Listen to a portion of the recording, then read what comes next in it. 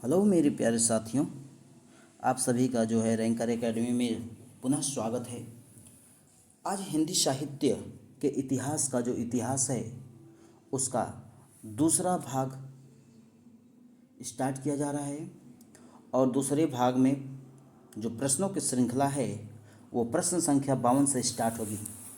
अभी आप लोगों ने जो है टीजीटी पीजीटी में बदलाव को भी देखा हुआ है, तो उसको ध्यान में रख करके जो है हम हिंदी सब्जेक्ट को जो है बढ़िया से प्रश्नों की श्रृंखला को तैयार करेंगे और यहीं से प्रश्न आने की 100% संभावना भी रहेगी हिंदी में।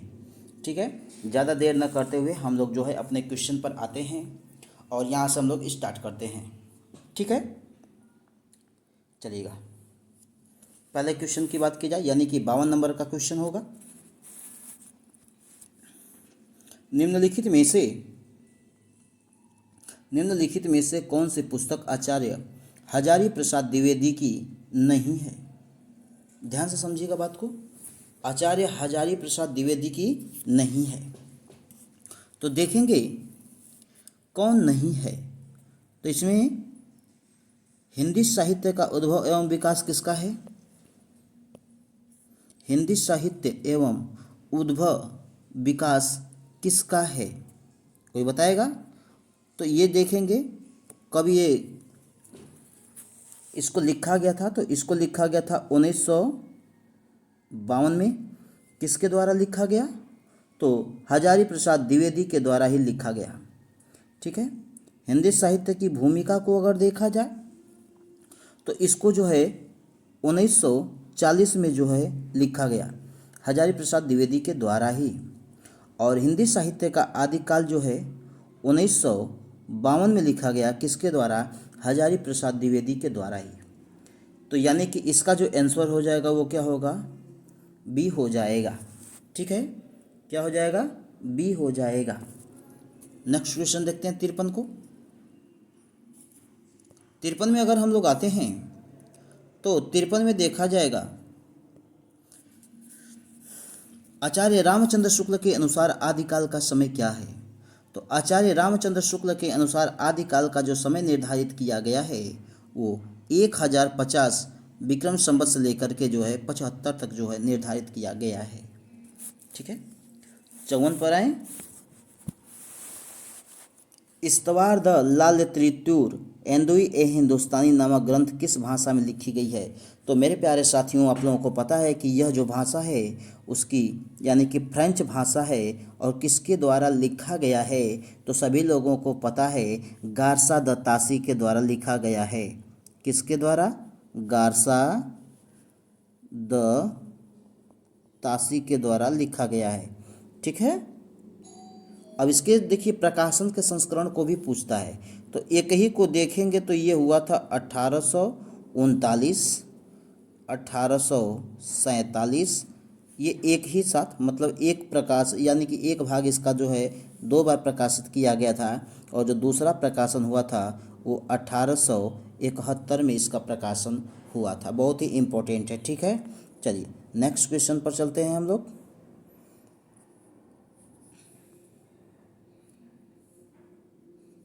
नेक्स्ट क्वेश्चन जो होगा हमारा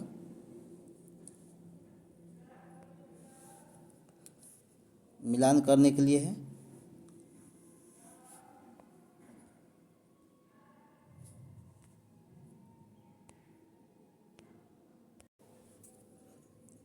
नेक्स्ट क्वेश्चन को देखते हैं। नेक्स्ट क्वेश्चन में अब यहाँ पे सूची 1 को जो है सूची 2 से मिलाना है। ठीक है, सूची 1 को सूची 2 से मिलाना है। तो इसमें हम लोग मिला करके देखेंगे कि क्या क्या है। ठीक है, सिद्ध सामंत काल यानी कि आदिकाल को जो है सिद्ध सामंत काल किसने कहा है? ठीक है, सिद्ध सामंत काल किसको बताएंगे? राहुल सांकृत्यायन जी को बताएंगे कि इन्होंने जो है सिद्ध सामंत काल कहा है। चारण काल की बात किया जाएगा, चारण काल ग्रियर्सन जो है। प्रारंभिक काल देखेंगे तो मिश्र बंधु हैं। और आदिकाल की बात किया जाएगा तो हजारी प्रसाद द्विवेदी जी हैं। ठीक है, तो इसमें जो है आप लोग मिला लीजिएगा। ठीक है, चलिए नेक्स्ट क्वेश्चन देखते हैं। हिंदी के प्रारंभिक काल को आदिकाल नाम किसने दिया? आदिकाल नाम किसने दिया है? तो हम कल बताएंगे हजारी प्रसाद द्विवेदी जी ने जो है इसको आदिकाल कहा है। हजारी प्रसाद द्विवेदी जी ने जो है इसको क्या कहा है? आदिकाल कहा है।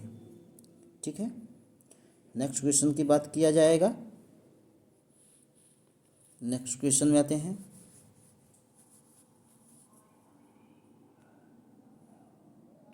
आ जाइएगा नेक्स्ट क्वेश्चन में। अब नेक्स्ट क्वेश्चन में देखेंगे 57 नंबर को। 57 नंबर, ज्ञान राशि के संचित कोश का नाम साहित्य है। ध्यान समझिएगा, ज्ञान राशि के संचित कोश का नाम साहित्य है। साहित्य के संदर्भ में यह किस मनीषी का कथन है? ठीक है ना, किस मनीषी का कथन है? तो हम बताएंगे महावीर प्रसाद द्विवेदी जी का जो है यह कथन है। ज्ञान राशि के संचित कोश का नाम साहित्य है। यह बात किसने कहा है? महावीर प्रसाद द्विवेदी जी ने कहा है। ठीक है, आगे देखते हैं। हिंदी साहित्य के इतिहास का काल विभाजन करने वाले प्रथम इतिहासकार कौन है? प्रथम इतिहासकार के बारे में पूछा गया है। तो प्रथम इतिहासकार कौन है? जॉर्ज गियर्सन हैं। जॉर्ज गियर्सन महोदय ने ही सबसे पहले जो है इतिहास काल का क्या किया था? विभाजन किया था। ठीक है, 59 में आते हैं। रामचंद्र शुक्ल के वीर गाथा काल को आदिकाल किसने कहा है? तो आदिकाल किसने कहा है भाई? तो इसमें जो है वीर गाथा काल, क्या कहा है? वीर गाथा काल। रामचंद्र शुक्ल के अनुसार वीर गाथा काल को किसने क्या कहा है? ठीक है, तो वीर गाथा काल में एकदम देखिएगा,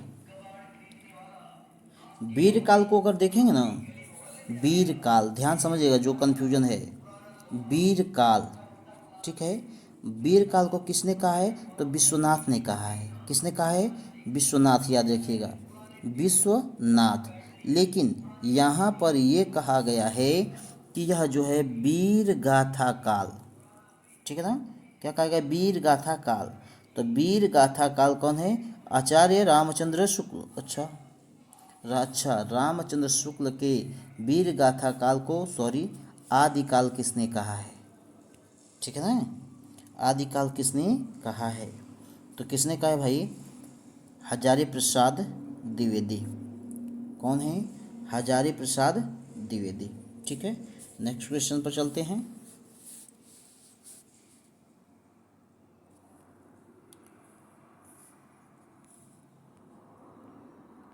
नेक्स्ट क्वेश्चन हमारा आएगा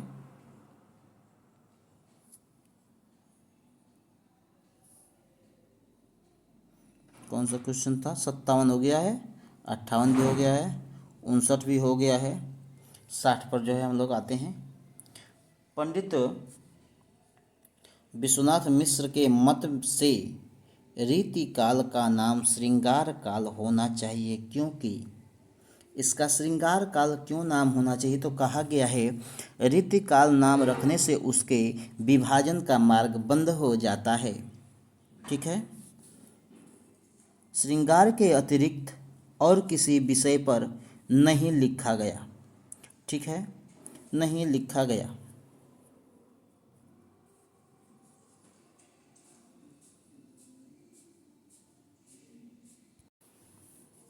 तो इसका जो आंसर हो जाएगा वो रीतिकाल नाम रखने से उसके विभाजन का मार्ग बंद हो जाता है। इसका यही क्या है? आंसर है। ठीक है, 61 की बात किया जाए। हिंदी साहित्य 20वीं शताब्दी के रचयिता हैं। ठीक है, हिंदी साहित्य 20वीं शताब्दी के रचयिता हैं। तो इसका क्या हो जाएगा? नंद दुलारे बाजपेयी। ठीक है, इसका आंसर क्या हो जाएगा? नंद दुलारे बाजपेयी। ठीक है, चलिए आगे देखेंगे। कविता कौमुदी, कविता कौमुदी के संग्रहकर्ता कौन है? तो कविता कौमुदी के संग्रहकर्ता जो हैं राम नरेश त्रिपाठी हैं। ठीक है, राम नरेश त्रिपाठी हैं। इसमें जो है 15,000 से अधिक लोकगीत का संग्रह है। कितना? 15,000 से अधिक। क्या है इसमें भाई? 15,000 से अधिक जो है लोकगीत का संग्रह है। ठीक है, 15,000 से अधिक लोकगीत का संग्रह है। मिस्र बंधुओं में शामिल नहीं है। गणेश बिहारी हैं, श्याम बिहारी भी हैं, सुखदेव, यही मिस्र बंधु हैं। पिछली बार मैं बता चुका हूँ और इसका ये आंसर हो जाएगा ऑप्शन नंबर सी जो हो जाएगा। ठीक है, चलिएगा 64 पर आते हैं हम लोग। मिस्र बंधुओं के अनुसार हिंदी का प्रथम गद्य लेखक है। मिस्र बंधुओं के अनुसार हिंदी का प्रथम गद्य लेखक है। कौन है भाई? तो इसका आंसर क्या हो जाएगा? केशव बिहारी। क्या हो जाएगा? केशव, ओह नहीं सॉरी, केशव बिहारी तो ऊपर थे, सॉरी। कौन सा क्वेश्चन है भाई? प्रथम गद्य लेखन है 64 पर। ठीक है, सॉरी सॉरी सॉरी। मिस्र बंधुओं के अनुसार हिंदी का प्रथम गद्य लेखक है। गद्य लेखक है, तो गद्य लेखक कौन है भाई? तो इसका हो जाएगा आंसर नंबर बी, गोरखनाथ। कौन है? गोरखनाथ। मिस्र बंधुओं के अनुसार हिंदी का प्रथम गद्य लेखक गोरखनाथ हैं। गोरखनाथ को नाथ साहित्य का आरंभकर्ता माना जाता है। ठीक है ना? ठीक है, चलिएगा।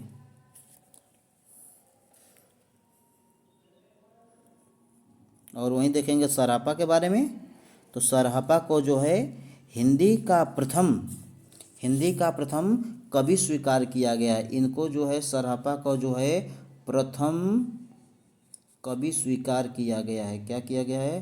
प्रथम कवि स्वीकार किया गया। किसको? सरापा को। ठीक है, सरापा को। आइए देखते हैं 65 में। हिंदी साहित्य के इतिहास ग्रंथ की रचना निम्नलिखित में से सबसे पहले किसने की थी? देखिए समय की बात किया गया है। ठीक है ना? हिंदी साहित्य के इतिहास ग्रंथ की रचना निम्नलिखित में से सबसे पहले किसने की थी? चलिए इसमें आंसर हम लोग देखते हैं। अगर जॉर्ज गियर्सन की बात किया जाए, ठीक है, तो जॉर्ज गियर्सन की बात किया जाए तो ये जो है 1888 में, कब किए थे भाई? 1888 में। और नाम था George the modern vernacular literature of Hindustan. ठीक है, वहीं अगर बात किया जाए शिव सिंह सेंगर के बारे में तो ये 1800 कब हो जाएगा? 33 में हो जाएंगे शिव सिंह सेंगर जी। ठीक है ना? ठीक। उसके बाद देखा जाए 1800, ठीक है। अब देखेंगे मिस्र बंधुओं की बात किया जाए। मिस्र बंधु जो है 1913 में किए थे। और जबकि शुक्ल जो है, पता है आप लोगों को, हिंदी साहित्य का इतिहास 1929 में। ठीक है, ये हो गया। आगे देखते हैं शिव सिंह सरोज का रचना काल है, सॉरी, शिव सिंह सरोज का रचना काल है। तो शिव सिंह सरोज का रचना काल जो है वो अगर इसमें देखेंगे तो यहाँ पर गलत हो गया है। शिव सिंह सरोज का जो रचना काल अगर देखा जाएगा तो इसी के अनुसार अगर हम लोग सॉल्व करते हैं तो 1800 क्या मारेंगे? 1800 क्या मारेंगे? 83, सॉरी यहाँ 33 हो गया है ना, ये 83 कर लीजिएगा आप लोग। ये 1883 होना चाहिए, 1883 इसका आंसर होना चाहिए। ठीक है, चलिए नेक्स्ट क्वेश्चन। निम्नलिखित में से किस रचनाकार ने अपना लेख गद्य तक ही सीमित रखा? गद्य तक सीमित रखा, तो गद्य तक सीमित रखने का काम कौन किया था? प्रेमचंद्र ने किया था। ठीक है, प्रेमचंद्र ने किया था। ठीक है, 68 पर आते हैं। अपभ्रंश को पुरानी हिंदी सर्वप्रथम किसने कहा? अपभ्रंश को पुरानी हिंदी सर्वप्रथम जो है चंद्रधर शर्मा गुलेरी ने कहा है। डायरेक्ट आंसर याद रखिएगा। अपभ्रंश को पुरानी हिंदी जो है सर्वप्रथम किसने कहा है? चंद्रधर शर्मा गुलेरी ने जो है इसको कहा है। और गुलेरी के द्वारा अगर देखा जाए तो उनकी कहानियाँ जो है क्या क्या हैं? उसने कहा था, लिख लीजिएगा, उसने कहा था। ठीक है ना? कछुआ धर्म भी लिख सकते हैं, कछुआ धर्म। ठीक है ना? मारेसी मोही कुठाव, मारेसी मोही कुठाव लिख लीजिएगा, मारेसी मोही कुठाव। ठीक है, इसका निबंध है। चलिएगा नेक्स्ट क्वेश्चन पर देखते हैं। जैसे पुराना चावल ही बड़े आदमियों को खाने योग्य समझा जाता है, वैसे ही अपने समय से कुछ पुरानी पड़ी, ठीक है, पुरानी पड़ी हुई परंपरा के गौरव से युक्त भाषा ही पुस्तक रचने वालों के व्यवहार योग्य समझी जाती थी। रामचंद्र शुक्ल का उपयुक्त कथन हिंदी साहित्य का इतिहास के आदिकाल के किस प्रकरण में है? तो यह जो देखेंगे तो इसका चौथे प्रकरण में जो है बताया गया है, ठीक है, इसका डायरेक्ट आंसर हो जाएगा। चलिएगा, आचार्य रामचंद्र शुक्ल के अनुसार वीर गाथा काल की सीमा क्या थी? आचार्य रामचंद्र शुक्ल के अनुसार वीर गाथा काल की सीमा क्या थी? तो बताइएगा वीर गाथा काल की सीमा क्या थी? तो वीर गाथा काल की 1050 से लेकर के 1375 थी। तो 1050 से लेकर के जो है 1375 थी। तो इसमें नहीं दिया हुआ है, तो इसके अनुसार जब नहीं दिया है तो इसके अनुसार अगर देखा जाए तो ये वाला हमको जो है क्लिक करना पड़ जाएगा, ठीक है। सीमा 1100 नहीं, सॉरी, 1000, सॉरी गलत हो गया, 1100 मैंने कर दिया, 1000 से लेकर के 1350। ऑप्शन नंबर सी इसका क्या हो जाएगा? करेक्ट आंसर हो जाएगा, ठीक है। हिंदी शब्द सागर संपादित ग्रंथ है, ठीक है, हिंदी शब्द सागर संपादित ग्रंथ है। तो हिंदी शब्द सागर की अगर बात किया जाए तो इसको जो है नगरी प्रचारी सभा द्वारा जो है संपादित किया गया था। तो इसका आंसर क्या हो जाएगा? श्याम सुंदर दास। हिंदी शब्द सागर, ध्यान दीजिएगा, नगरी प्रचारी सभा के द्वारा जो है संपादित किया गया था। और हिंदी साहित्य का इतिहास की बात किया जाएगा तो रामचंद्र शुक्ल के द्वारा जो है 1929 में, ठीक है। चलिए नेक्स्ट क्वेश्चन पर देखते हैं। 71 हो गया, 72 पर आते हैं। हिंदी साहित्य की भूमिका पुस्तक के लेखक कौन है? हिंदी साहित्य की भूमिका, ध्यान से समझिएगा बात को।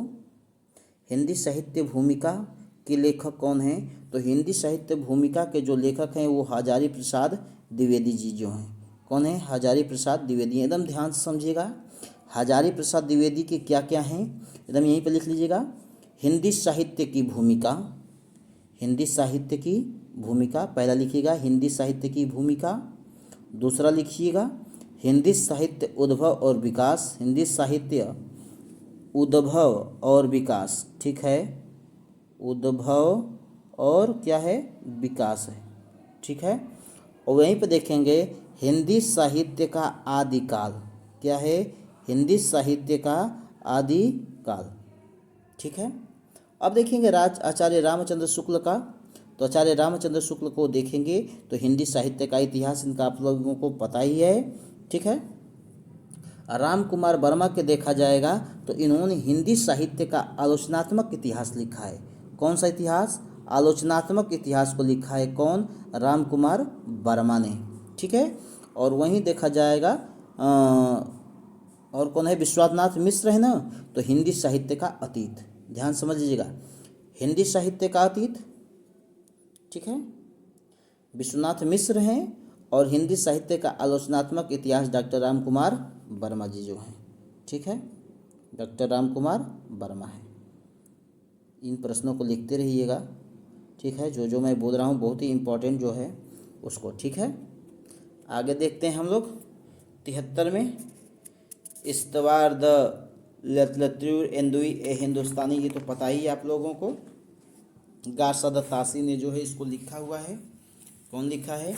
गारसाद तासी ने जो है इसको लिखा हुआ है, ठीक है। नेक्स्ट क्वेश्चन पर आते हैं 74 में। ग्रियर्सन कृत the modern vernacular literature of northern Hindustan का हिंदी अनुवाद किसने किया था? तो इसका हिंदी अनुवाद देखेंगे आप लोग तो डॉक्टर किशोरी लाल गुप्त ने किया था। ध्यान समझिएगा, ठीक है।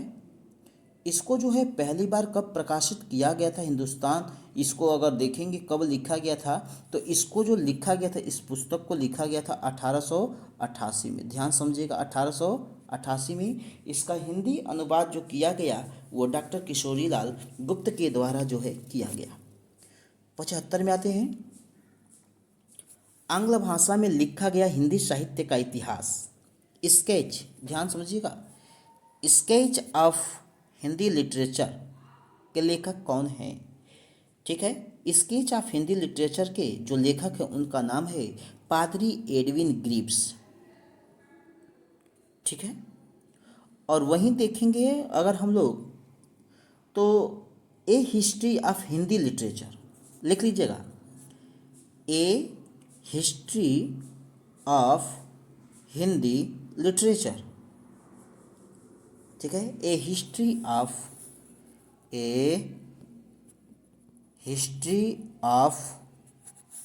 Hindi literature, history of Hindi literature कौन लिखा है? तो FEK ने लिखा है। कौन लिखा है? FEK ने लिखा है। ठीक है, तो नेक्स्ट क्वेश्चन देखते हैं, 76 पर आते हैं।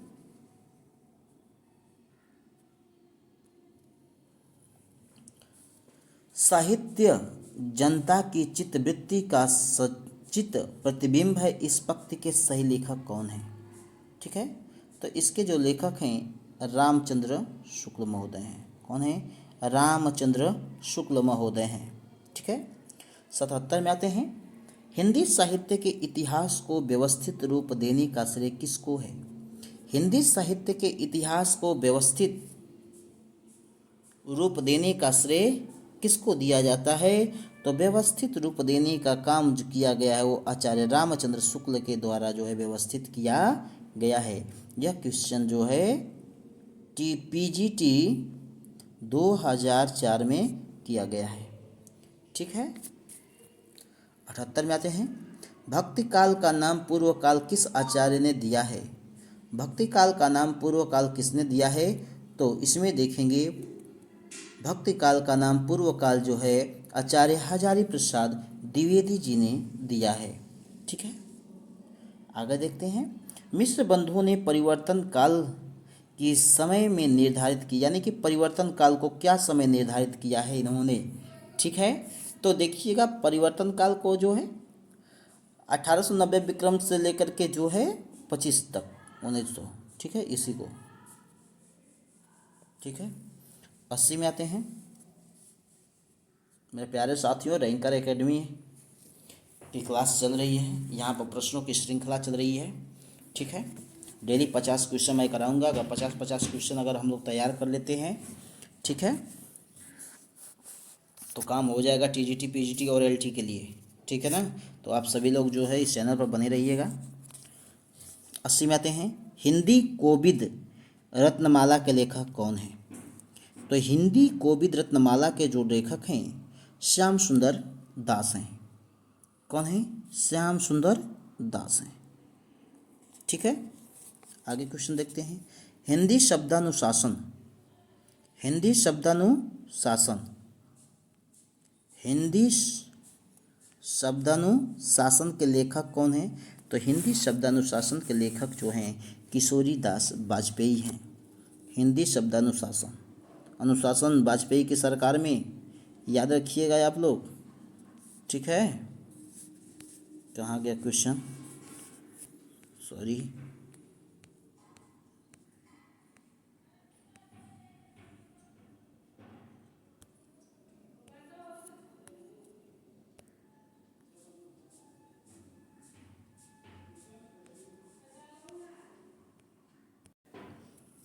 हिंदी शब्दानुशासन था।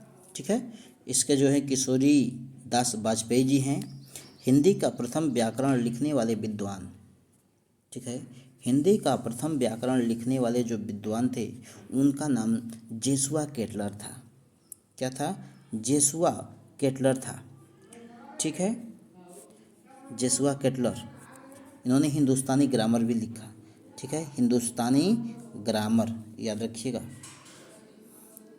ए history of Hindi literature, a history of Hindi literature के लेखक कौन हैं? तो फ्रैंक इक्के हैं। कौन है? फ्रैंक इक्के हैं। ठीक है,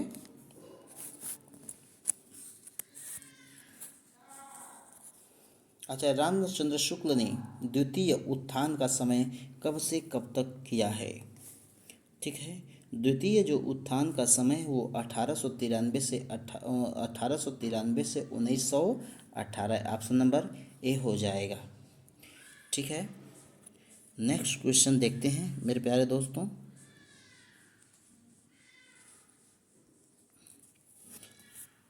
यदि मैं खुद उर्दू का बड़ा पक्षपाती हूँ, यद्यपि मैं खुद उर्दू का बड़ा पक्षपाती हूँ, लेकिन मेरे विचार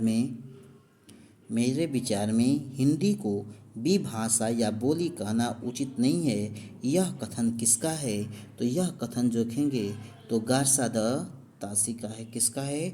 गारसा द तासी का है। ठीक है, आचार्य रामचंद्र शुक्ल ने प्रथम उत्थान का समय कब से कब तक निर्धारित किया है? तो 1868 से लेकर के 1893 तक किया है। 1868 से लेकर के 1893 तक किया है। पुरानी हिंदी ग्रंथ के लेखक कौन हैं? पुरानी हिंदी ग्रंथ के लेखक कौन हैं? तो पुरानी हिंदी ग्रंथ के लेखक जो है चंद्रधर शर्मा गुलेरी हैं। ठीक है, वहीं देखा जाए तो नलिन शर्मा की बात किया जाए, नलिन बिलोचन शर्मा ये लिखे हैं साहित्य का इतिहास दर्शन। आप लोग लिख लीजिएगा साहित्य का इतिहास दर्शन। रामचंद्र शुक्ल हिंदी साहित्य का इतिहास। हजारी प्रसाद हिंदी साहित्य की भूमिका। ठीक है, हिंदी साहित्य का दूसरा इतिहास ग्रंथ के लेखक हैं। ठीक है, हिंदी साहित्य का दूसरा इतिहास ग्रंथ के लेखक कौन हैं? तो इसमें देखेंगे तो बच्चन साहब जी हैं। कौन हैं? बच्चन सिंह जी हैं। ठीक है, हिंदी साहित्य का आधा इतिहास देखिए, हिंदी साहित्य के आधा इतिहास की बात किया जा रहा है। आधा इतिहास कौन है? सुमन राजे ने जो है इसको लिखा है। हिंदी साहित्य का आधा इतिहास सुमन राजे ने लिखा है। 90 को देखेंगे रामचंद्र शुक्ल ने हिंदी साहित्य के आधुनिक काल को किस अन्य नाम से अभिहित किया है? तो वो क्या है? तो गद्य काल है। मेरे प्यारे साथियों, यहाँ पर जो है हम लोगों ने इस हिंदी साहित्य के इतिहास को 2 पार्ट में पढ़ा, जिसमें दोनों पार्ट में मिलाकर के हमने 90 क्वेश्चन को पढ़ा। आप लोग बताइए कि 90 क्वेश्चन में से आप लोगों का कितना सही हुआ और कितना गलत हुआ। ठीक है, क्योंकि देखिए अब जो है हम लोगों के सामने जो है LT GIC, ठीक, इसी के बाद TGT और PGT का एग्ज़ाम लगा हुआ है। ठीक है, तो हम लोगों को जो है सबसे ज़्यादा जो है प्रैक्टिस पर ध्यान देना है। अगर प्रैक्टिस हम लोग बहुत बढ़िया से कर लेते हैं तो हम लोग जो है आने वाले क्वेश्चन जो होंगे उसको जो है खूब आराम से हम लोग कर लेंगे। लेकिन पढ़ने को आप बहुत कुछ पढ़ सकते हो, पढ़ते रह जाओगे, लेकिन क्वेश्चन जब सामने आएगा तो पता भी नहीं चलेगा। तो सबसे ज़्यादा जो है सॉल्व क्वेश्चन को जो है हल करने का प्रयास कीजिए। ठीक है, और मेरे चैनल को आप लोग जो है सहयोग करिए, लाइक सब्सक्राइब और शेयर करते रहिए मेरे प्यारे दोस्तों। रैंकर एकेडमी में पुनः जो है नेक्स्ट क्लास को जो है चलाया जाएगा। आप लोगों का बहुत बहुत धन्यवाद जो आप लोगों ने मेरे इस वीडियो को देखा। Thank you.